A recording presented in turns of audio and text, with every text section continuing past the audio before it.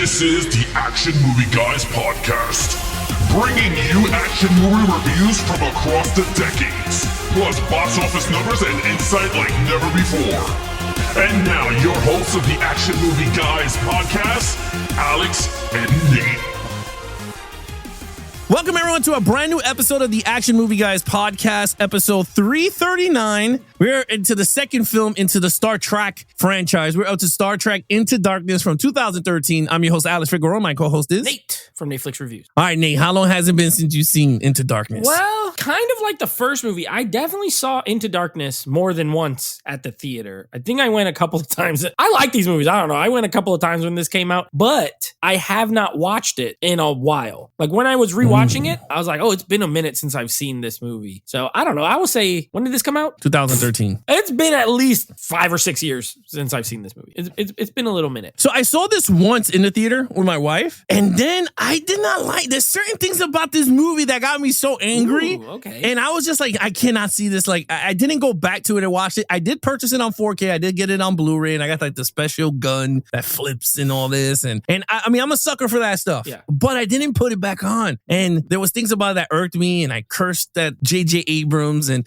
all that jazz. But we'll talk about it. Well, this is going to be a good review because you're a big Star Trek fan before this movie. And this was the second Star Trek movie I'd ever seen in a theater. So we have totally different takes, I think, coming up. It's going to be different takes, but you know what? This might be the first time that we do in this podcast that I got the Bruce Brothers moment, man. Ooh. Where, you remember they in church? I know what and you're the saying. light hits him and he goes, I see the light. I got that moment watching this movie. And I was like, I can't wait to talk about it, but let's get right into it. Let's talk about it with the critics and the audience. Let's get there first, and then we'll go to some financials, and then we'll go right to the review. So, Nate, hit us with the damn Rotten Tomato scores for the critics and the audience. Well, they're still good. They are down from the first movie, but they're still really good. This is a franchise that all three of these are very good. Reminds me of when we did Bourne, when the first three were all like super high. I mean, this has an 84% critics, which is down 10%, but 84 is still very high for a sci-fi action movie like this. But the audience score only took a very tiny dip of 2%, so it's still an 89. So the first one was a 91, this one's an 89. Audiences, it's almost the same. And the critics, a small dip, but I mean, still very good. I like those numbers.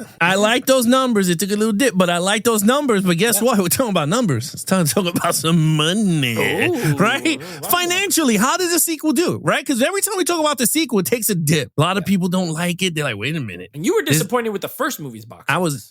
I was, because it didn't do well. I mean, how good it was, we gave it 24s across the board. Everyone says it was great, but it wasn't even that good financially. Did the sequel succeed where the first one didn't? Yes, it did. Ooh, Let me tell you, Nate, they gave this a whopping budget of $190 million.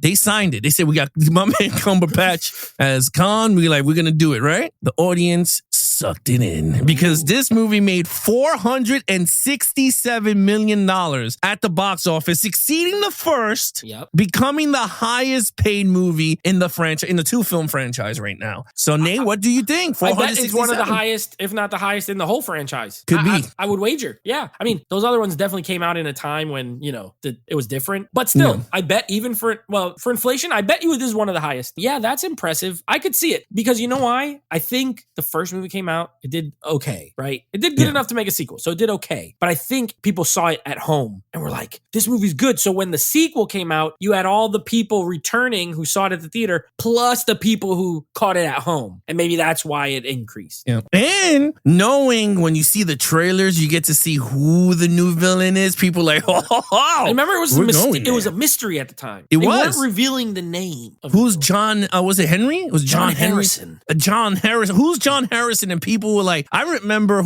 I didn't know who the hell it was. Right. Even knowing Star Trek, I was like, man, I remember saying to everybody I hope he's not Khan. Because I'm like, it had to be someone, and I always told people it had to be like Antonio Banderas as Khan. Like I always told me it had to be a thick Spanish dude to play Khan. Well, I mean, I was right, but I was 10 times wrong on that one. But yeah, in terms of it, I kind of liked it. They play the mystery bug on everybody. Fine. They made the money back by a lot, so I'm happy with that. Now, let's get into this review, because I really want to talk about it. It was fun watching it again. So, and then the 4K, you got the IMAX aspect ratio. This movie looks better than the first movie. It does look better. I agree with you on that. Good, but this looks better. Yeah, it does. 100 times. Okay, here we go. Lead character. Everyone's back. Everyone's back. Take it away. Guess what? They're still great. Everyone's still great. And you know what? We gave him a 5 last time. I'm not coming off my 5 here. And what I like about it is not only is everyone returned, and not only do they all play their parts just as good as the first movie, but now they literally all have new wrinkles. Like, you could go character by character, and there's something going on. Kirk gets the ship. He has all that stuff. And then at the beginning of this movie, right away, he gets it taken away because he does this bonehead thing and lets the white crusty guy see him in the ship. And they start worshiping the ship and drawing it. And then,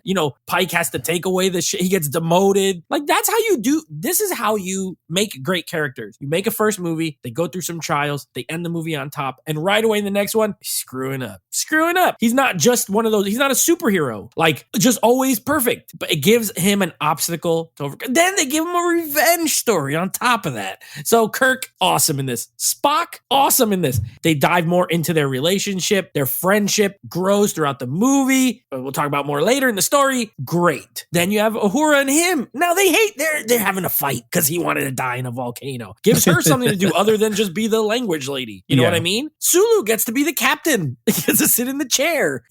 Chekhov has to become the new guy. Engineer. The engineer. He has to leave. He's like, doesn't know how to do all this stuff, but he's trying his best. And actually, Scotty gets a really great role. And I think Scotty got a upgraded part from the first movie. I love the scene when he's like resigning, and you could tell he doesn't think he's going to accept it. And when he does, he is sad.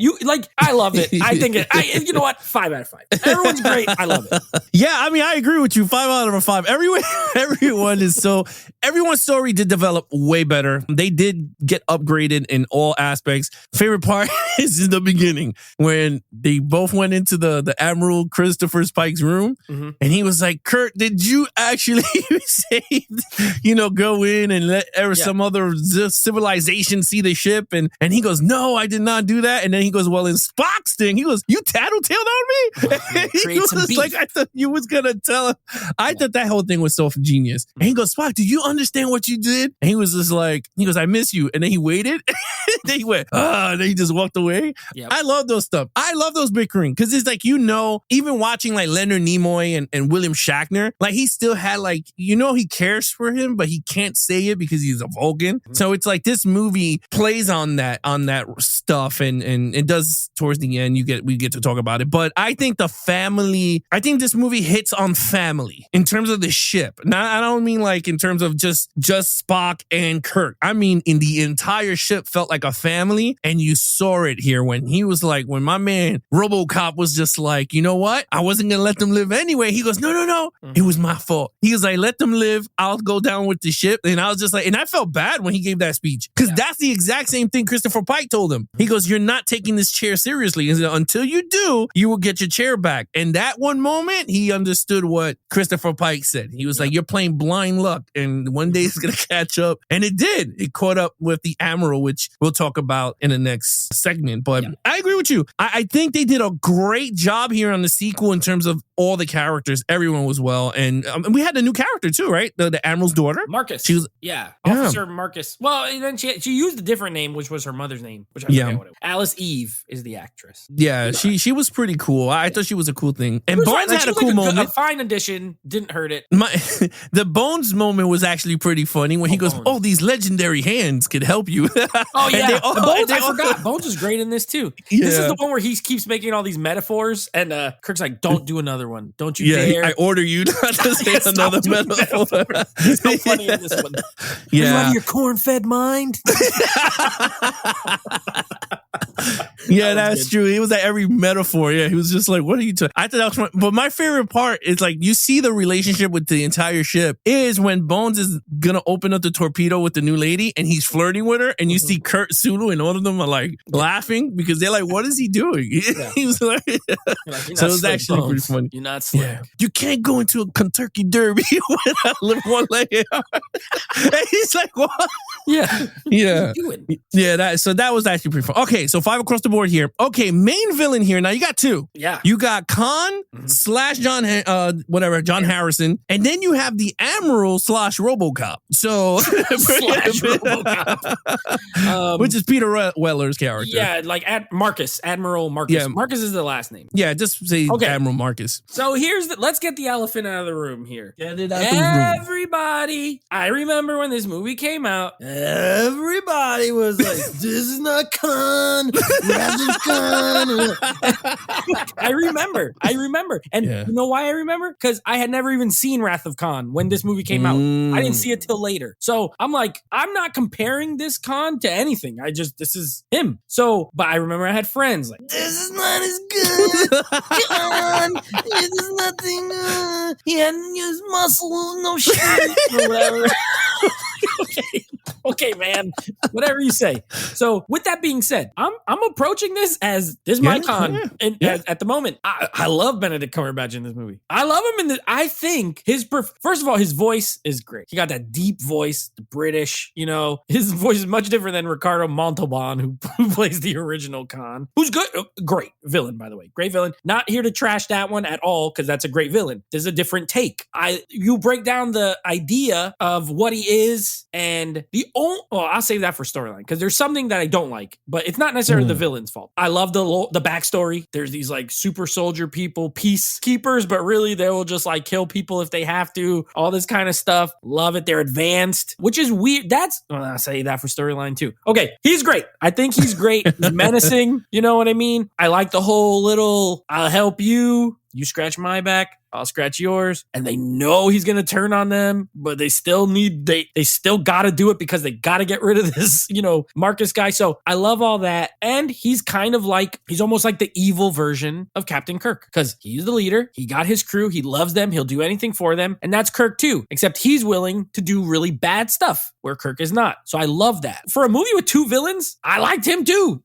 I was like, man, you know what? This dude's a real bastard. He wanted to start a war with the Klingons. So he used this guy to make these weapons. Then he tried to frame him, set him up. He's like, y'all are going to go there and shoot him. Shoot all these torpedoes so they freaking blow up a bunch of stuff and start a war. And then like you said that line where he's like, I want to let you guys live anyway. Like he was going to kill these people. He's bad. These are I don't know what everyone else was talking about. I think they're two great villains. I gave him a 5. It's way better than Eric Bana in the first movie. And I gave him a 4. So if it's way better, I got to give him a 5. All right. Yeah. So 5. I gave it a 5 also. So this is so, okay. So let's go with Admiral first, with the Admiral, okay. Right? I liked him a lot because you didn't see that coming. You cannot tell me that everyone knew this dude was bad. You did not know that. He was sitting in the chair. He was with everybody. The Khan was shooting up the place. You didn't know he was bad. He was there for him. Really, he was trying to kill him, but everyone's collateral damage. So you're like, holy hell, right? I didn't see it coming. But when it became Bad RoboCop, I said, yo, this dude, I wanted to punch him in the face myself because I was just like, wow. And he didn't give a shit. He was going to blow up the entire thing and make up a story so he could become the savior of this Starfleet, the whole generations thing. And his name could go down in history. That's pretty much the whole thing of his storyline. So I was just like, oh, liked him. I said, you know what? Even watching it now, it still hits hard. And you're like, oh my God. I was like, this is really good. Khan. When I saw this thing in the theater, I was just like your friends. I said, oh no. This is not my Khan. Yes.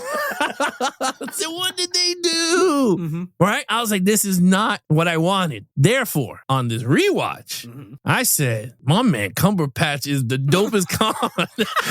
And this is why. Yeah. Going there, I guess because I was younger. Second, I watched the original Star Trek, so I'm more attached to those characters. Not thinking and knowing when watching this one that we're in an alternate timeline. This is not the Khan from the Wrath of Khan era, right? And he's a different personality, but it's the same guy at the end of the day, right? I was just like, okay. And then thinking about it in a modern age Khan, how would he do? He's exactly what Cumberbatch would have done. Like exactly what he did. He was super powered. I mean, this dude was strong. Yep. Loved it. Super, like a specimen of the perfect man, if you really want to think about it. Yep. Some flaws. I got some something that I want to talk about during storyline. But J.J. Abrams, again, did something that I, again, want to punch him in the face because he destroyed, not the nostalgia, but he destroyed the, I don't want to say mythology of Star Trek because he did the same thing with Star Wars. But, and I'll just say here, pretty much taking Khan's blood and making it into a cure, and then anyone could just be revived from this blood, pretty much takes away the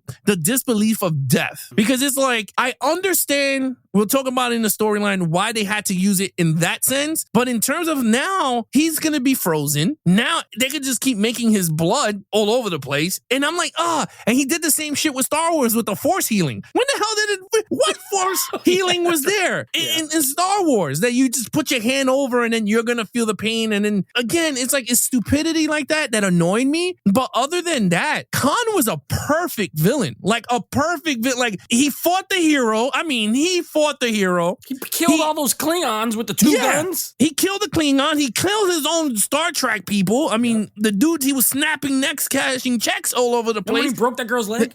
Oh, dude. Oh, my God. Nasty. I loved it. I loved it. I was like, and then he looked Khan. He was like, I'm going to send you to your ship. And the captain goes down with his ship. And I said, oh, and I loved it.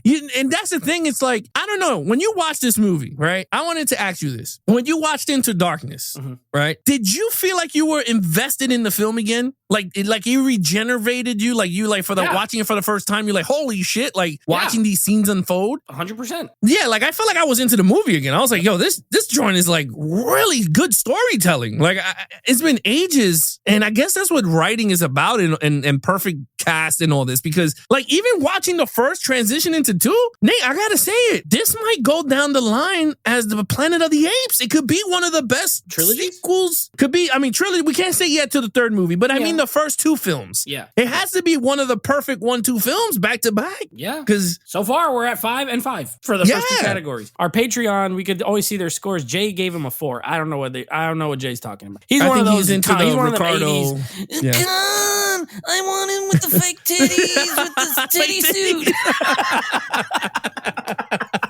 But well, let's say this before we go into action. Now that you've seen Star Trek Wrath of Khan, what do you feel between the 2 characters? Do you feel like, do you understand why people are angry at why Cumberbatch was Khan, or do you which one do you prefer the best?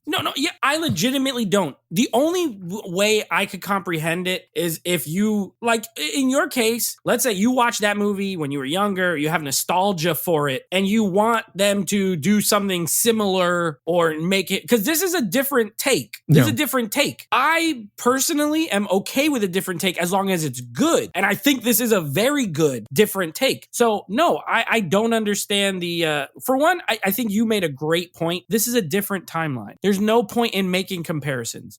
Chris Pine's Jim Kirk is different than William Shatner's. It's different. He has the same spirit, but it's different. He doesn't act it the exact same way. And I'm sure some people were like, this is not Captain Kirk, whatever. But you can't, you can't take everything and be like, let's just make it all like exactly the same as the original. Otherwise, what's the point? Then just watch the originals. So no, I thought this was a great take. I don't quite understand it. I don't think I'll be honest. When I watched Wrath of Khan for the first time, I was like, this is a great villain, but I did not understand the uproar about it. Personally, I was like, I don't think he's like the greatest cinematic villain of all time or anything. They were acting like Khan is like the greatest screen villain, and this is a desecration, and I disagree. No. Well, the thing is that you saw you saw the movie version. Yeah. You didn't I never get to saw him see, on TV. You never see the episode that he came on the Enterprise and then he pretty much did what he did in this movie. He like helped them, and then he flipped the script and took the Enterprise as hostage, and then Kurt and them dropped them off at that planet. And that's why in the movie, Chekhov was like, we're in the planet that we send this doofus to. Yeah, so I have no idea. Yeah, so you didn't see like the continuation of that storyline, which is, I mean, it's understandable. I mean, and that's the whole point of these movies. It's supposed to make you into a newer fan, wherever version you like. In that regard, this movie doesn't have that. See, that's an advantage. advantage. The original Khan had an advantage. He was on a show episode. You have a backstory. You have a situation where he's now, that's why it's called The Wrath of Khan. He's getting revenge. You don't have that here. This guy doesn't have any pre-existing, except that movie, but there's a different version. So if anything, he's working from behind the 8 ball, and I thought he was good. No, you're right. I mean, like I said, this interpretation, and you said something absolutely correct. All of these characters, from Captain Kirk, Spock, Uhura, Chekhov, Bones, you go all the way down the line, even the villains. These characters all change from the timeline that you saw. So, like, for instance, Captain Kirk would not be this rebel that you see here. Right. You know what I mean? Like, Spock will be the same Spock, but a little bit different from what he was. A little more chill in in the old ones. A little bit more chill. This one's a little more, he got a little more spice to it. Yeah. So anyway, with that said, okay, 5 across the board here too. Yeah, don't let the nostalgia get you. Watch it for what it is. Yes, I agree with you on that one. Okay, I already know where you're gonna go. Oh yeah, action. Come on, listen. This movie got, first of all, it got more action than the first movie. Yeah, and it's got cool action scenes. This got some cool. I'll just say really quick one, and I'll let you go. It's a 5. I gave the first movie a 5, and this movie has better action. So if I could, I'd give it a 6. The scene where they go into warp and that other ship like catches up with them and starts shooting at them in warp, and then the way they fall out of it, the whole visual of it, amazing. I love the way warp looks in this movie. They did that thing where it's like it gets like long and then it shoots and then it leaves these little space trail thing. Sick. Yeah. And that scene alone, I was just like, this is cool. This is cool. See, this is when I watch an action movie, okay, I love, there's quantity and quality. We've always talked about it for 300 episodes, but do something cool. Make me see something that is like, that's just cool. That scene and the scene on Klingon when Khan comes out with the one giant gun and the other gun. This is sick. This is what I want. So yeah, 5. It's a 5 for me. This movie has tons of action, and then the whole, honestly, the whole last 45 minutes feels like one big action scene with little tiny breaks because it's just nonstop after that. This was a 5. The minute you saw the captains get all together and they started to shoot up the joint and Pike died, I said, oh my God. And people got to understand, Christopher Pike's death is not what you saw in this movie. In the TV show, he had that melted fucking face from the thing. That's how he gave the chair to Captain Kirk in that whole situation. But yeah, in this one, awesome. The awesome way to get the revenge. You had that. And then, oh my God, even the beginning of the movie, that big explosion with that little ass ring that it went in the water and it went whoosh, boom. Yeah. I said I loved it. That was crazy. You had that scene, the scene that you talk about, the warp with the Vengeance. I think it was called the Avenger or whatever the hell stupid ship is called. Dreadnought class ship. Yeah, that thing is freaking amazing looking. I have a Christmas tree ornament of that. That thing is awesome. It's like a big black version of the Enterprise. But sexier. Sick. Oh, yeah, it's so dope. But anyway, that scene is really good. Even when it started to shoot the Enterprise, hitting every hull and you see dudes blowing out, and he's and just the scene where they shoot out of the airlock thing, and they're in the that scene is great. That was a really good scene too. I like the way it had the path on the display. Oh, when your boy Scotty's running that long corridor. Oh yeah. That was funny. He said, "What do you want me to do?" And he starts running. But yeah, you had that scene. A lot of big scenes. Oh, even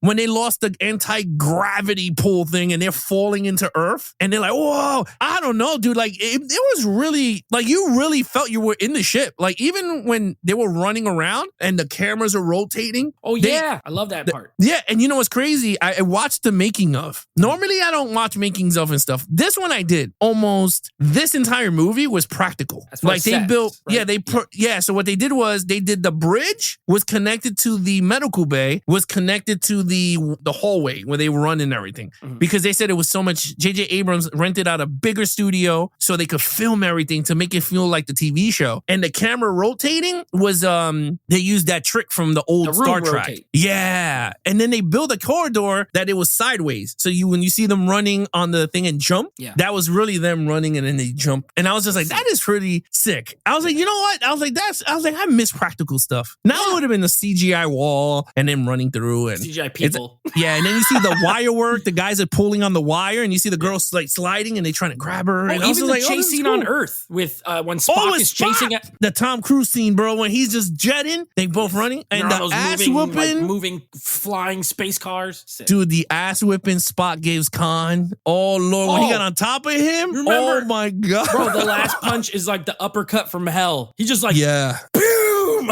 He could like, say, oh my God, Kurt, and he just looked at him and he said, "Oh, you can." I snapped my remote in half when he uppercutted him. Give it to him. It was great. Yeah, I mean that whole scene played out so well. I mean, even when he hit him with the Vulcan grip, and he's just he's like, that was good. It felt like a wrestling, like a submission. Yeah. The Vulcan claw, the Vulcan nerve pinch.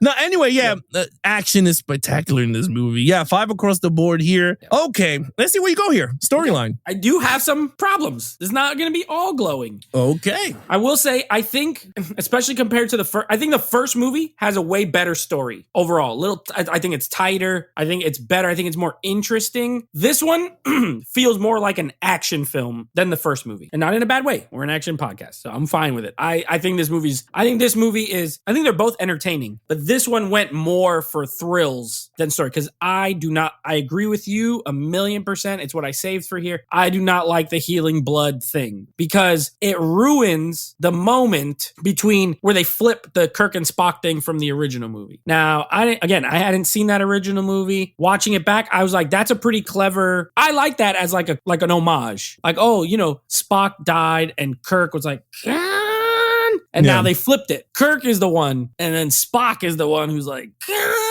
so I like that, but it ruins it because they're going to give him the blood. They're like, oh, this guy got magic healing blood. They're going to put it. And I agree with you. I think that was a bad choice. I think they should have found another way. Do something else. Either find another way or don't do that. Don't do the reversal. Don't do the reversal thing. Just make a different sort of scenario. So I didn't love that. Also, there was a few parts that was like, I don't know, like the middle of the movie. I think the beginning is great, and I think the end is great. I think the middle's like okay. Like it's good. It's good. Not okay. It's good. But like it's just, there's a few parts that are like kind of, they drag out a little bit in the middle, like from when they get Khan until they start helping him. There's a little block there where it's like, this is good. I'm still enjoying it, but then it gets like ramped up. So I still gave it a 4, but I think that blood thing is enough for me to knock off, just on its own, is enough for me to knock off a point, because you're right. It takes away the fear of one of your characters dying. And I don't think that that's a smart move. That needs to exist. Even if they don't die, even if you find a way to fix them, it can't be that's introduced at the very beginning of the movie where it's in your head the whole rest of the time. So I gave it a 4. Okay, so this movie I gave it a 4. I think it's a great film. I have a lot of problems with this movie too. I hated the blood. You already said it. I mean, there's a lot of things that you said that I totally agree 100%. That blood situation shit is the dumbest idea. Whatever. It is what it is. The thing I do understand what you mean in terms of the switching of the Wrath of Khan's ending with, Kirk to Spock and back and forth. I think this movie was too soon for this type of because that's a legendary part of Star Trek, is that whole when Spock is dead and you feel for that shit. I think this plot would be so perfect for the third film. I'm telling you, if you would have put this plot line, or you would have did this Khan movie Into Darkness as the third film into the end, I think it would have been perfect, because you'd be like, you know what, we got 2 sequels in. Now you introducing one of the best villains Star Trek has put on screen, and you maybe could have did a Klingon in the second one, or you could have did Henry Mudd would have been another good one too, but they didn't. They decided to do it in a sequel. So I was like, I guess to mirror the Wrath of Khan, I guess that's what you want to go with, because it's an alternate version of it. Fine. My heart hurt, bro. Like watching it the first time, I was just like, this is so fucking dumb. I already saw this already. Watching it now, I was just like, my heart hurt, because I was like, damn. Because in the whole beginning of the movie, he wanted him to say that they were friends and best friends. And now he's at the end of his deathbed. Now he's just like, you can see how hurt Spock was if it wasn't for the fact that he did mind melt with Christopher Pike at the last second of before he died, how scared he was. So it was just like, holy hell. So I was a little annoyed with it, but you know what? Watching it now as an alternate time, I enjoyed it a lot. I said, yo, this is actually really cool how he knocked out Scotty. He was like, I'm not letting you go in here. I'm going to do this myself because he is the captain. So he was just like, the ship and him is one. So he knocked him out. Like, I like even that warp core scene was dope. Him kicking it. And then when it blew off, he blew back. Yeah. I was like, oh man. I was like, damn, that was actually pretty cool. Now, in terms of everything leading up to it, I did like a little bit where you talking about like that whole block in the middle where he's talking to when he's talking to Khan and he's like, who are you and why you murdered all these people and all this. I agree with you. I think if they would have just not stretched it much, just give it to us right there and then and say I'm Khan, because they waited 3 to 4 scenes later to say I'm Khan. Like he was like, I saw you were in the database. He's like, I'm not in the database. Yeah. I am this and that. And I agree with you on that. The 72 shit thing, I thought it was very clever, putting the humans in the torpedo. I didn't know there was them torpedoes. I was like, holy shit. I thought that was cool for storytelling. The Klingons did not look good to me in this movie. It could be me. They have like I liked them or something. I didn't like that. I like the old school, call me old school nostalgia. They could have took that and hooked it up a little bit. Though TV show looks way better in terms of the Klingons. Honestly, and the story wasn't that bad. I liked the story. Oh, it's good, yeah. I thought I agree. It's not a perfect storyline, but if you really think about it, it's kind of perfect. Like, it is great to us. If you take away those little nitpicks or whatever, in reality, it is a perfect sequel. In that, what you want in a sequel, it's very action and very heavy action in this one. It's not much of an exploration movie as a Star Trek is. This one's more of a revenge / actually 2 revenge stories, right? Yeah. If you think about it, right? Kirk because of Christopher Pine, and then Khan for his people because he wants to kill the Admiral. Yeah. So he's just like, wait a minute. So it's like 2 revenge stories in one, 2 villains, 2 different mindset. One wants to start a war with the Klingons to be this power throne, look as a god, while the other guy is just like, I just want to take my people and take the planets hostage. He's like, that's what I want to do. And then to end it all off, I'll say this, perfect way to use Leonard Nimoy again, calling him and like, how did you defeat Khan? And I was just like, this is amazing. I was like, this is so cool. I'm glad they didn't show what he said. He's like, it was at great cost. And how'd you do it? And then they cut away. And I like that. It was cool. So I like the way they did that. So 4 across the board here. Okay, yeah, overall. So I had a tough time here. I think it's a great sequel. I think it is a great sequel. I think it actually is slightly more better thrilling. Okay. No, just thrilling than I remember. Like, I remember liking it, but I was like, man, this is like it is way more action heavy than the first. The first has such just a super clever storyline. I don't think there's anything in this movie that's I would consider clever. And it does feel more like an action movie than, like you said, like a Star Trek exploration. Literally the beginning scene is the only one that feels like Star Trek when they're on that planet and they're trying to like funny. stop it. Yeah. Like that one feels like, and they're trying to freeze the volcano and they're not supposed to, blah, blah, blah. And you know what's funny? When I was watching this movie, I forgot that was the opening scene. In my head, I thought the opening scene was the black guy with the daughter with Khan. I thought that's how the movie opened. It's actually the second scene of the movie. Yeah. So I was like, wait a second. I remember this part, but I thought it was later and I thought the other one was flip-flop. So I don't know, whatever. I just thought that was a little funny story. Yeah, I don't like that. That thing holds it back just enough. I give it a 4.5. A 4.5. I think it's almost a 5. The story issues are enough to punch little holes in it for me, but it's damn near a 5. I mean, and it's got 3 other 5. So I feel pretty comfortable with my 4.5. I think it's not quite as good as the first one, but it ain't far off.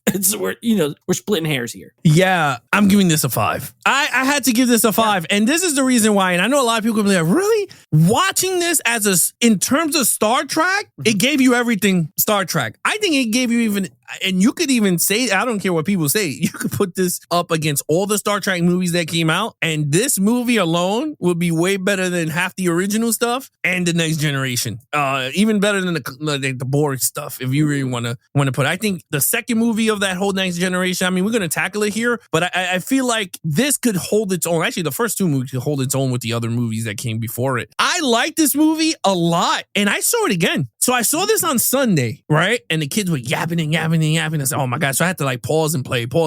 On Monday, I told my wife, I said, we're watching this shit again. Because I liked it a lot. I said, you know what? I want to see it again just to give it a little, see if I didn't Extra screw myself up. evaluation. Yes. And you know what? At the end of everything, I said, this movie is just a damn perfect sequel for a Star Trek movie. Because they could have did it any other way, like I said. But they didn't. They went straight action route, and I loved it. I wish we got more ship battles. I mean, it would have been so much dope if the Enterprise decided to destroy it, but they did the same thing with the, you know, teleporting a bomb into it, which I thought was genius of Spock, because he never would have done it anyway with the influence of Kirk. So I like that stuff. I don't know, man. I think this is a really perfect sequel in my eyes. I think the first two movies is just a juggernaut of sci-fi action in one. I'll one up you. Because Yeah. I have now seen all the movies. I've seen them all. Ooh, The one we did last week, that Star Trek 2009 is the best Star Trek movie. It is the best Star Trek movie. out of all All of them? 13. Wow. It is the best overall Star Trek movie. All the other ones, there's good ones. The old ones, there's good ones, but there's flaws. There's some parts that are kind of boring. There's some of the villains are not that great. The storyline is the first J.J. Abrams is the most complete, great film out of all the Star Trek.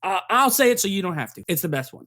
and this one, I'll agree with you, is you can put this one up against almost all the other ones as well, and it's right there, if not better, close. Take your pick. And I know there's fans of the Next Generation show, and there's fans of the old show, fans of the movie, and that's great. And if they don't agree with me, that's fine. As someone, I'm a movie watcher, and as someone who's seen all the movies, that one's the best one, the best Star Trek. So there you go. Nate said it. Put it down on your Nate piece of said paper. it's 2009 is the best It is the ever best. put together. It is the best overall Star Trek. All right, Nate, what is your total point? 23 and a half.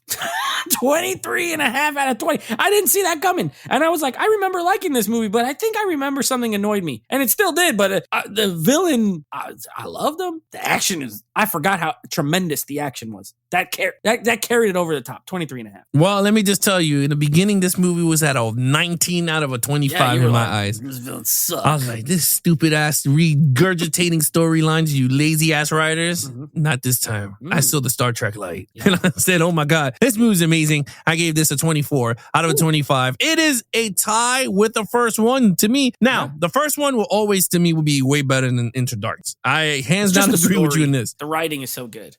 Yes, the right. It's just that's where it goes up in my eyes. But this is a perfect sequel. All right, Nate, what is coming up next on the podcast? Okay, so next up, we're continuing on with Van Damme month. This will be a movie called Universal Soldier, another 90s movie. We're going back a little bit. I think this was 1992. So we'll be doing some Universal Soldier, and then we're wrapping up Star Trek, the third movie. No more J.J. Abrams. Justin Lin came in to direct. I remember liking this movie quite a bit when I saw this one at the theater as well. So we're going to be doing a little Star Trek Beyond. Now, I haven't seen it in a while, but I remember Simon Pegg wrote it. I know that. So got a couple different things going on in this movie, and we'll see how that turns out. Yeah, look, in terms of, I'll give you a little blur here. Star Trek Beyond, I remember coming out of this theater going, this is a Star Trek movie that felt like the original TV show. That's what I heard. I remember people being like, this feels the most Star Trek out of the three movies. Yeah, I remember coming out going, this is the best like Star Trek motion picture. Like you took an episode and you throw it up into 2 hours. This is what you got is Star Trek Beyond. Yeah.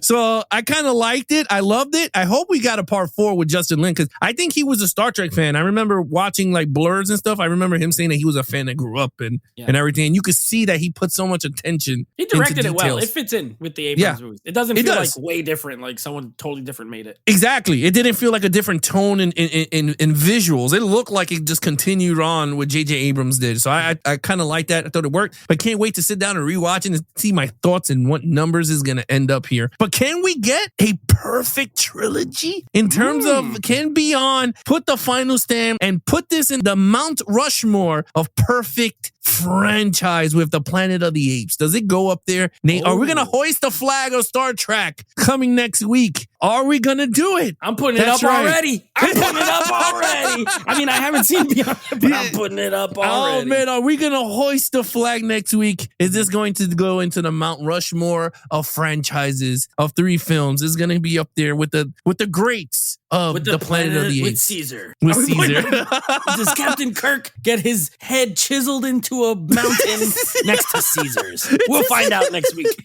Yes. All right, guys. You guys want to follow us in our social media accounts? Please follow Nate over on Instagram at NateFlix Reviews. Check out the podcast with him and his friends called NateFlix Movie Reviews. Every other Monday at 9 p.m. Eastern, Nate goes live with his friends on NateFlix Reviews on Instagram. Now, in terms of action movie guys, head over to Instagram at Geeks and Flicks. Now we are not live, but now we are on YouTube Music. That's right. So you guys can listen to all 338 episodes of the Action Movie Guys podcast over on YouTube Music, or you can check it out our website at www.youtube.com/@actionmovieguys. That you can subscribe there. So every time new episodes drop, you guys can listen to it right off the app. Or of course, you guys can listen to us on the go also on YouTube Music or Apple Podcasts, Spotify, Stitcher, TuneIn Radio, iHeartRadio, you name it, Action Movie Guys. Other than that, I'm your host, Alex Figueroa. My co-host is Nate from NateFlix Reviews. Be awesome to each other and geek out.